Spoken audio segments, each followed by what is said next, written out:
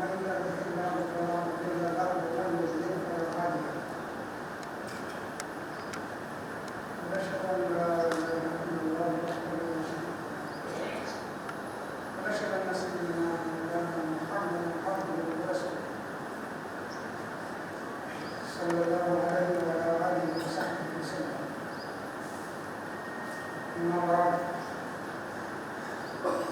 اعوذ بالله من الشيطان الرجيم.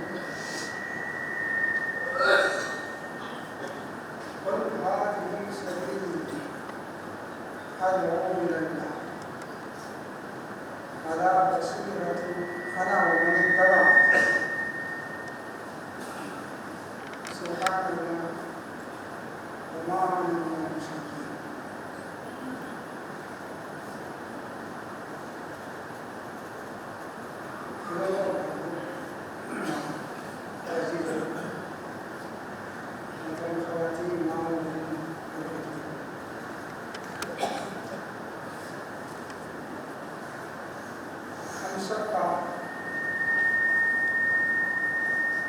رسالت پر ایمان ہے.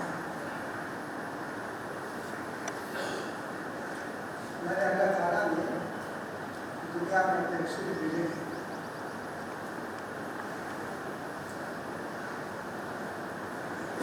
اور سب سے آخر میں حضرت صلی اللہ علیہ وسلم اس دنیا میں تشریف لائے.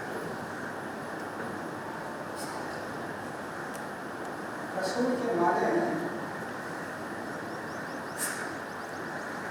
فرشتہ تھا، پیغمبر، بات کا پیغام پہنچانے والا. کیا مسئلہ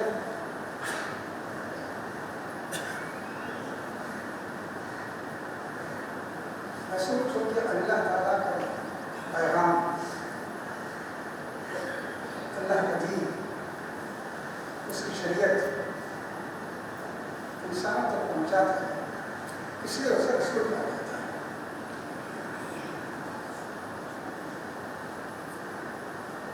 رسول کوئی عہدہ نہیں ہے.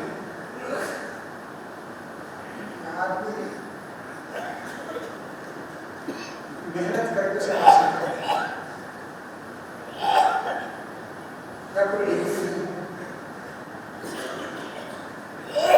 بلکہ یہ اللہ کا عطیہ ہے اور اللہ ہی فیصلہ کرتا ہے کہ کون رسول ہو. اللہ اعلم حیث یجعل رسالہ، اللہ ہی جانتا ہے کہ کسے وہ اپنا رسول بنائے. رسالت کا منصب کسے عطا کرے گا اللہ ہی جانتا ہے اور وہی فیصلہ کرتا ہے. دنیا میں جتنے بھی رسول آئے وہ اپنی محنت یا کوشش سے نہیں آئے، بلکہ اللہ نے ان کو اس منصب پر فائز کیا، یہ مقام بلند عطا کیا.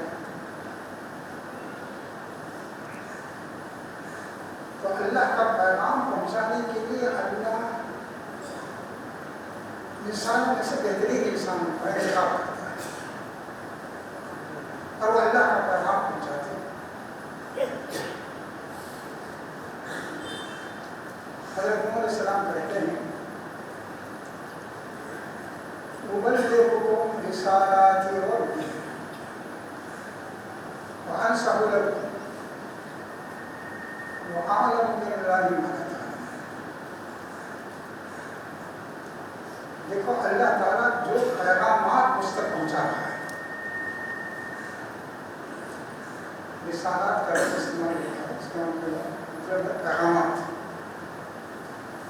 جو عقیدہ اس نے مجھے بتایا ہے، جن اخلاقیات کی تعلیم دی ہے اور جو احکام دیے ہیں، وقتاً فوقتاً جو دین اس نے نازل کیا ہے وہ میں تم تک پہنچا رہا ہوں. مبلغکم رسالات ربی، اللہ کے پیغامات جو وقتاً فوقتاً میرے پاس آ رہے ہیں وہ میں تم تک پہنچا رہا ہوں. وَأَنصَحُ لَكُمْ، اور یہ تمہاری خیر خواہی میں کر رہا ہوں. نصیحت کا تصور یہ ہے کہ مخاطب کی بھلائی کی بات کی جائے،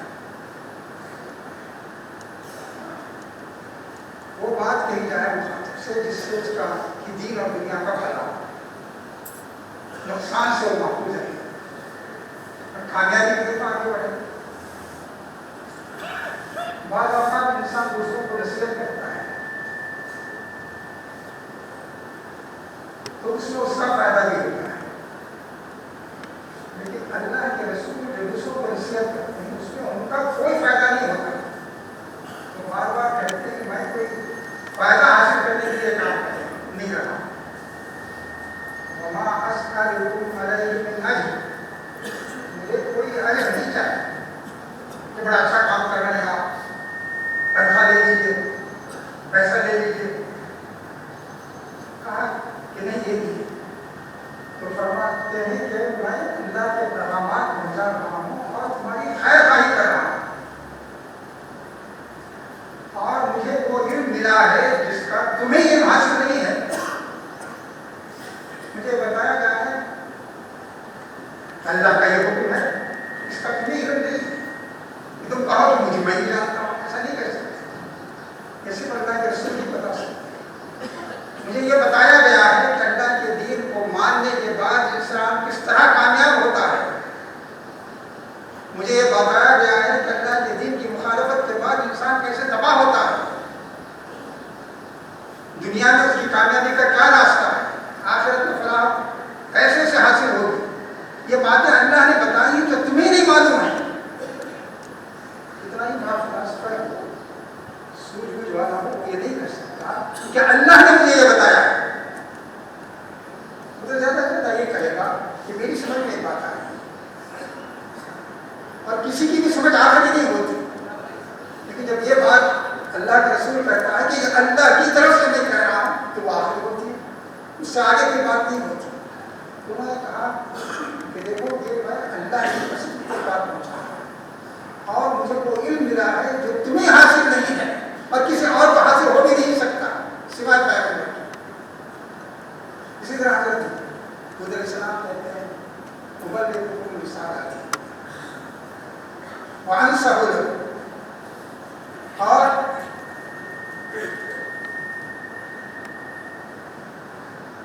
وعالم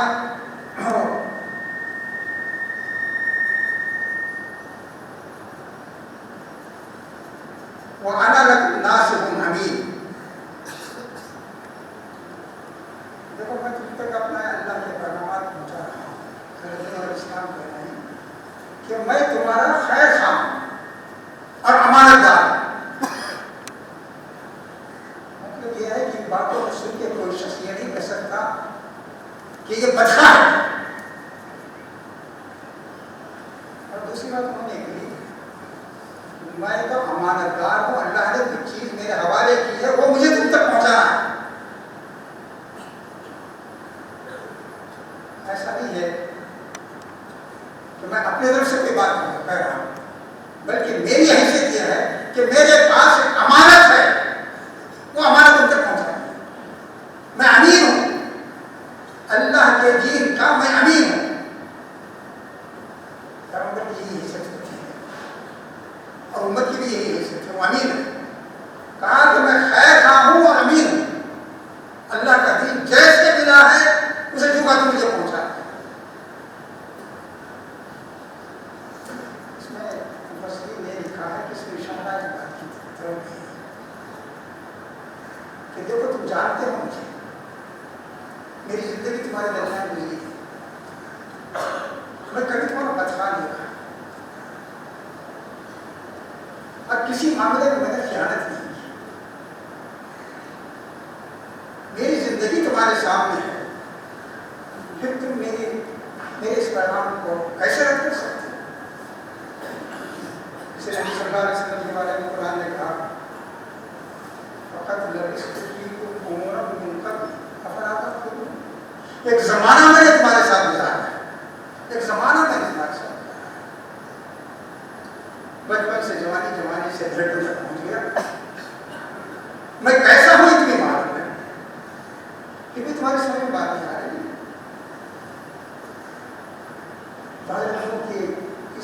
جملے کا مفہوم یہ بھی سمجھا گیا ہے کہ آپ نے کہا کہ میں تو تمہارے درمیان رہا ہوں، میں تمہارا خیر خواہ رہا ہوں، میں نے کوئی غلط کام نہیں کیا، کبھی میری زبان سے جھوٹ نہیں نکلا، کبھی میں نے کسی کے ساتھ خیانت نہیں کی، کبھی کسی کے ساتھ غلط معاملہ نہیں کیا، تو تمہیں ٹھہر کر میری بات کو سننا چاہیے، سوچنا چاہیے۔ یہ جو باتیں بتائی گئی یہ اس لیے بتائی گئی کہ پیغمبر جو ہوتا ہے وہ اصلاً اللہ کا پیغام پہنچاتا ہے، یہی اس کے اصل حیثیت ہے، اور چونکہ وہ اللہ کا پیغام ہوتا ہے اس لیے خطی اور آخری اس کے بعد کسی اور چیز کو کے بارے میں سوچنے کا موقع نہیں ہوتا کہ آدمی کہے کہ ہاں سر اس کے بارے میں کچھ اور سوچیں، اس کا کوئی موقع نہیں رہتا۔ انسانوں کے بارے میں تو آپ کہہ سکتے ہیں، کوئی وقت کا افلاطون اور ارسطو ہی کیوں نہ، اس کے بارے میں کہا جا سکتا ہے کہ تمہاری بات قابل غور ہے، لیکن اگر کوئی شخص یہ کہے یہ مان لے کہ فلاں شخص اللہ کا رسول ہے تو اس کی بات آنے کے بعد وہ فائدہ ہو جائے، وہاں پہ اس کا موقع نہیں رہتا کہ آدمی کہے کہ میں مانوں یا نہ مانوں۔ دوسری بات یہ بتائی گئی کہ یہ جو بات ہے اس کی میں دعوت دے رہا ہوں، دنیا میں جتنے پیغمبر آئے ان سب کا کام دعوت سے ہوا آغاز۔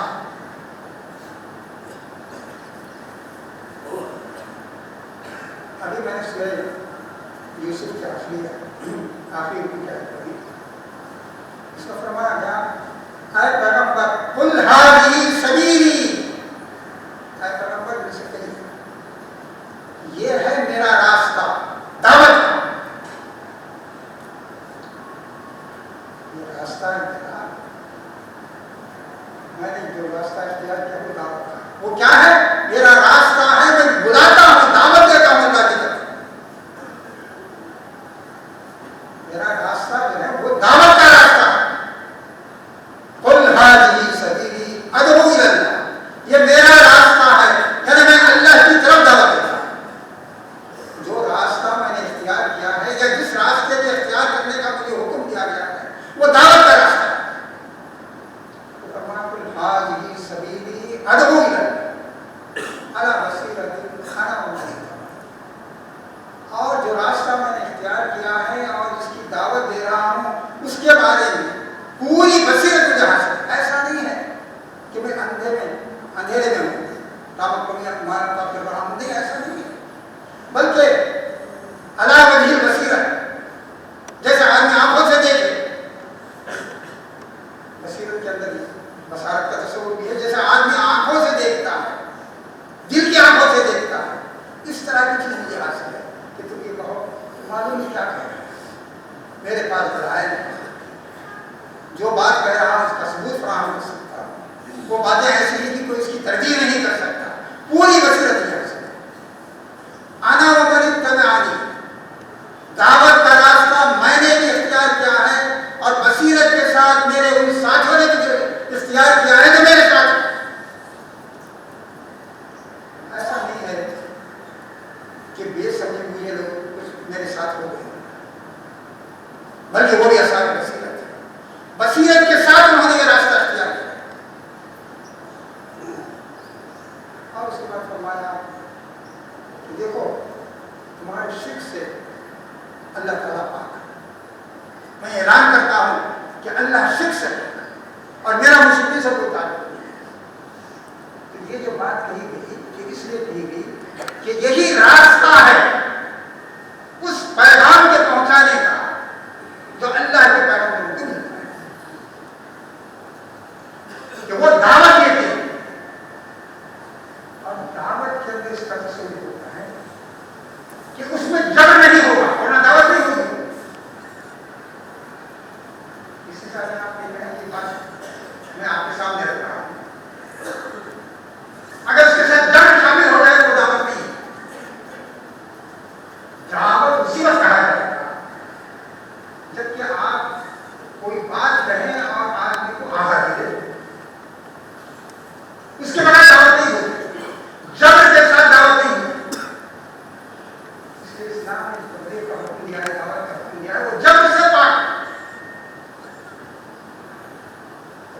صلی اللہ علیہ وسلم نے کہا کہ یہ میرا راستہ ہے، میں دعوت دے رہا ہوں اور بصیرت کے ساتھ دعوت دے رہا ہوں، اللہ کی طرف بلا رہا ہوں تمہیں. یہ بات جو کہی گئی ہے یہ قرآن میں مختلف پہلوؤں سے سمجھائی گئی ہے. ایک جگہ فرمایا گیا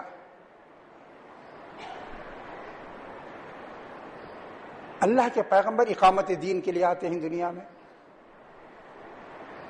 اقامت دین کا مطلب یہ ہے کہ انسان اللہ کے دین کو اپنے اوپر بھی نافذ کرے اور دنیا میں بھی نافذ کرنے کی کوشش کرے. جہاں تک اس کا اقتدار ہے اس میں اللہ کا دین نافذ کرے. اپنی ذات پر تو اختیار ہے ہی، اس پر نافذ کرے. اپنے گھر پہ اختیار ہے اس پر نافذ کرے. اور اگر سماج میں نافذ کر سکتا ہے تو اس پر سماج میں نافذ کرے. حکومت قائم کر سکتا ہے تو حکومت کرے. لیکن اس کا آغاز دعوت سے ہوا. میں دعوت کی جو تاریخ نہیں بیان کر رہا ہوں، نبی صلی اللہ علیہ وسلم کی سیرت کی. قرآن میں جہاں اقامت دین کا حکم دیا گیا ہے وہاں کہا گیا ہے کہ یہ دعوت ہے اور مشرکین اس دعوت کو برداشت نہیں کریں گے.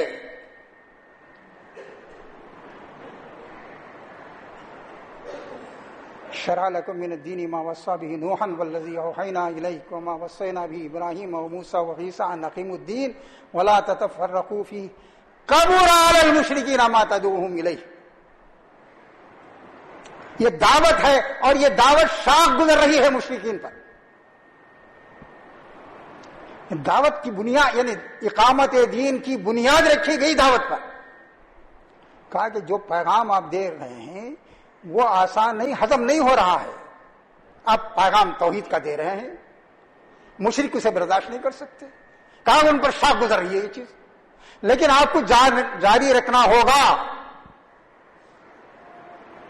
پھر یہ آیت جہاں ختم ہوتی ہے اس کے بعد فرمایا گیا فَلِذَلِكَ فَادْعُوا وَاسْتَقِمْ كَمَا أُمِرْتَ وَلَا تَتَّبِعْ أَهْوَاءَهُمْ. اسی کی طرف بلائیے. فَلِذَلِكَ فَادْعُوا، اور جمے رہیے اس طرح جیسے حکم دیا گیا ہے. یہ نہیں کہا گیا کہ استقامت دکھائیے، بلکہ کہا گیا جمے رہیے اس طرح جیسا کہا گیا ہے. آدمی یہ بھی کہہ سکتا ہے کہ صاحب بڑی استقامت ہم نے دکھائی. قرآن نے کہا نہیں، جیسے ہم استقامت کا حکم دے رہے ہیں ایسے استقامت دکھائیے. آپ کے سامنے پیغمبروں کی تاریخ ہے، ان کے جانشینوں کی تاریخ ہے، اور ان کو کیا ہدایات دی گئی وہ بھی آپ کو معلوم ہے. تو آپ کو اس طرح کی استقامت دکھانی ہوگی. تو فرمایا فَلِذَلِكَ فَادْعُوا وَاسْتَقِمْ كَمَا أُمِرْتَ. اسی دین کی طرف بلائیے اور استقامت دکھائیے ویسے جیسے کہا گیا ہے. وَلَا تَتَّبِعْ أَهْوَاءَهُمْ، ان کے خواہشات کے پیچھے نہ چلیے. آپ کے پاس تو اللہ کا دین ہے جو یقین پر مبنی ہے، جو دلائل پر مبنی ہے، اور یہ لوگ تو خواہشات کے پیچھے چل رہے ہیں. ان کے پیچھے آپ نہیں چل سکتے. اور آپ اعلان کر دیں وَقُلْ آمَنْتُ بِمَا أَنزَلَ اللَّهُ، آپ بتا دیجئے کہ مجھے تو حکم دیا گیا ہے، میں اللہ پر ایمان لاتا ہوں اور اس کے دین پر عمل کر رہا ہوں. یہ ہدایت اس لیے دی گئی کہ یہ بنیاد ہے اللہ کے دین کی، اقامت دین کی، کہ یہی سے اقامت دین کی راہیں کھلیں گی، اور اسی کی تاکید ان کو کی گئی ہے. اسی طرح اور مقامات پر بھی یہ بات کہی گئی ہے. ایک جگہ فرمایا گیا کہ اللہ تعالیٰ نے جو دین نازل کیا اس کا ذکر کرتے ہوئے کہا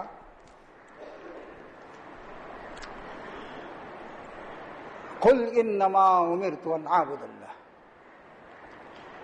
وَلَا أُشْرِكُ بِهِ إِلَيْهِ أَدْعُو إِلَيْهِ مَآبِ. آپ کہہ دیجئے مجھے تو اس بات کی تعلیم دی گئی ہے.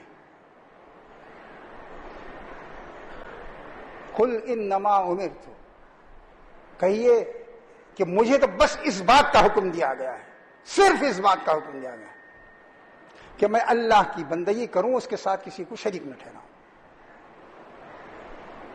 یہ دین کا خلاصہ ہے. کہا الیہ ادعو، یہی دعوت دیتا ہوں میں، میری دعوت یہی ہے، اور ہم سب کو اللہ کی طرف پلٹنا ہے۔ وہاں جانے کے بعد معلوم ہوگا کہ کس کا انجام کیا ہونے والا ہے۔ تو کہا مجھے حکم دیا گیا ہے کہ اللہ واحد کی بندگی کروں، کسی کو شریک نہ ٹھہراؤں، اور اسی کی دعوت دوں دنیا کو، اور یہی سب کو جانا بھی ہے اللہ کے پاس، مجھے بھی جانا ہے، تمہیں بھی جانا ہے۔ تو یہ بات قرآن میں مختلف پہلوؤں سے سمجھائی گئی ہے کہ یہ دعوت، یہ کار دعوت جسے کہنا چاہیے، یہ دین کی تعلیم کی بنیاد ہے۔ اسی طرح یہ بات بھی بتائی گئی، ایک جگہ فرمایا گیا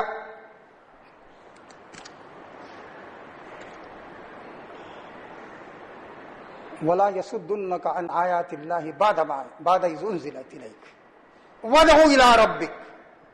اللہ کی جو آیتیں آپ پر نازل ہو رہی ہیں، یہ لوگ کہیں اس سے بھٹکا نہ دیں آپ کو، بس اپنے رب کی طرف بلاتے رہیے۔ قرآن آپ کے ہاتھ میں ہے، بلائیے اپنے رب کی طرف، اور وہ راستہ نہ اختیار کیجیے جو مشرکوں کا راستہ ہے۔ اسی طرح مختلف مواقع پر یہ بتایا گیا کہ یہ دعوت پوری حکمت کے ساتھ دنیا کے سامنے پیش کرنی ہے۔ جسے کہا گیا ادعو الی سبیل ربک بالحکمت والموعظۃ الحسنہ وجادلہم باللتی ہی احسن ان ربک هو عالم بمن ضل عن سبیلہ وهو عالم بالمہتدین۔ کہا دعوت دیجیے، دعوت دیجیے اپنے رب کے راستے کی طرف۔ کہیں سبیل رب کہا، رب کا راستہ کہا، کہیں اللہ کہا، اللہ کی طرف بلائیے کہا۔ اور راستہ اس لیے کہا گیا کہ یہ زندگی کا ایک راستہ ہے، مجمل دعوت نہیں ہے کہ آدمی کہے کہ سب کچھ باتیں بتائی گئی اور سمجھ میں نہیں آ رہا زندگی کیسے گزاری جائے۔ اس لیے جگہ جگہ یہ بھی کہا گیا کہ یہ راستہ ہے، راہ حیات ہے، اسی کو کہا جاتا ہے شریعت ہے۔ شریعت بھی راستے ہی کو کہا جاتا ہے کہ یہ راستہ ہے اللہ کا بتایا ہوا۔ کہا ادعو الی سبیل ربک بالحکمہ، اللہ کے رب کی طرف، اپنے رب کے راستے کی طرف دعوت دیجیے،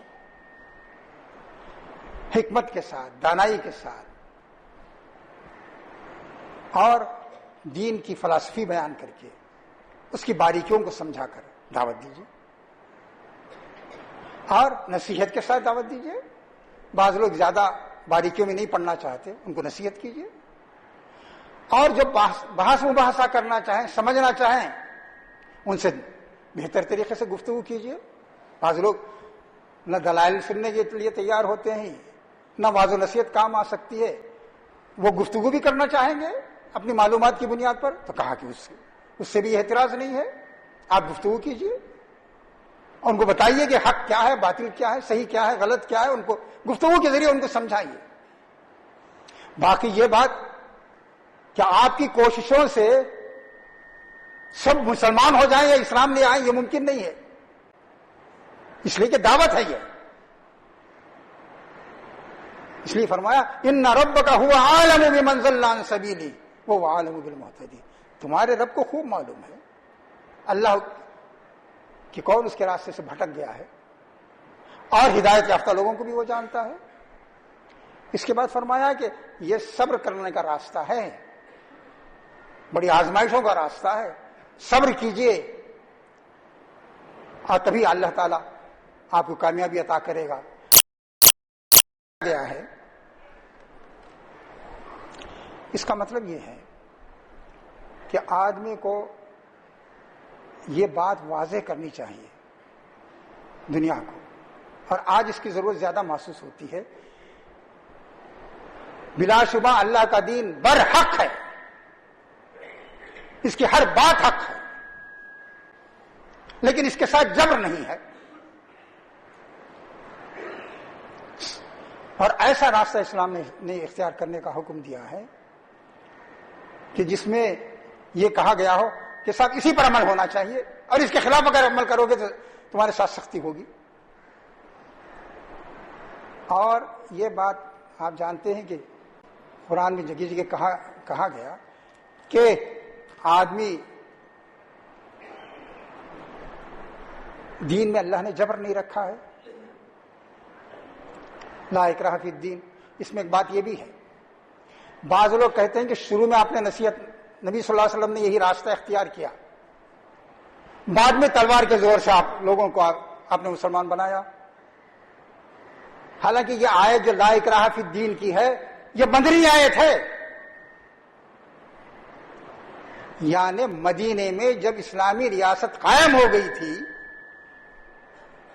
اور سورہ بقرہ میں جہاں شریعت کے بیشتر احکام آ گئے تھے، اس صورت میں ہے یہ آیت لا اکراہ فی الدین، دین میں کوئی جبر نہیں ہے۔ اس کا مطلب یہ بھی ہے کہ اگر جبر کرنا ہوتا تو انسان، اللہ تعالیٰ مجبور مخلوق بہت سی پیدا اس نے کی ہے، جانور آزاد نہیں ہے اپنے معاملات میں، نباتات، حیوانات، دنیا کی جتنی مخلوقات ہیں کوئی بھی آزاد نہیں ہے، ایسی کوئی مخلوق پیدا کر دیتا۔ فطری طور پر اللہ نے جبر نہیں رکھا ہے انسان کے اندر، یہ بات بھی ہے۔ اور یہ بھی کہ اسلام جبر کا راستہ نہیں اختیار کرتا، اسی لیے کہا گیا لا اکراہ فی الدین قد تبین الرشد من الغی۔ جبر کی کیا بات ہے؟ برائی، بھلائی، گمراہی اور ہدایت سب تو واضح ہو گئی، مکے کے 13 سال میں واضح ہو چکی، مدینے کے اس دور میں واضح ہو گئی، یہ تو کھل گئی بات۔ اس کے باوجود کہا گیا کہ ایک لا اکراہ فی الدین، دین میں کوئی جبر نہیں ہے۔